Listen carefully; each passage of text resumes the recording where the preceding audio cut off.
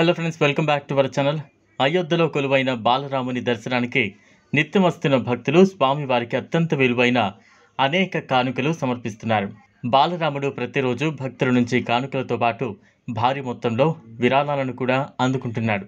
బాలరామునికి భక్తుల నుంచి పెద్ద ఎత్తున బంగారు, వెండి ఆభరణాలను కానుకలుగా అందుతున్నాయి.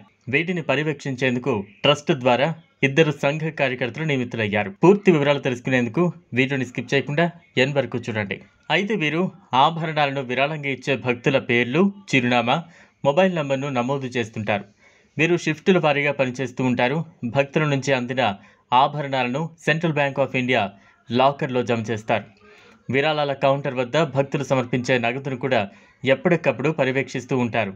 రామ్లల్లా ఆభరణాలకు రక్షణ అందించేందుకు రిటైర్డ్ ఆర్మీ జవాన్ను నియమించారు. ఆయన ప్రతిరోజు ఉదయం, సాయంత్రం వేళల్లో రామ్లల్లాను అలంకరించినప్పుడు లాకర్ నుండి నగలను తీసి సంబంధిత పూజారులకు అందిస్తారు. తిరిగి రాత్రిపూట వాటిని భద్రపరుస్తారు. ఆభరణాలకు రక్షణగా 2 గన్మెన్లు కూడా రోజుకు 3 షిఫ్టుల్లో కాపలాగా ఉంటారు. ఆలయంలో భద్రత కల్పించేందుకు 20 మంది రిటైర్డ్ ఆర్మీ సిబ్బందిని నియమించారు.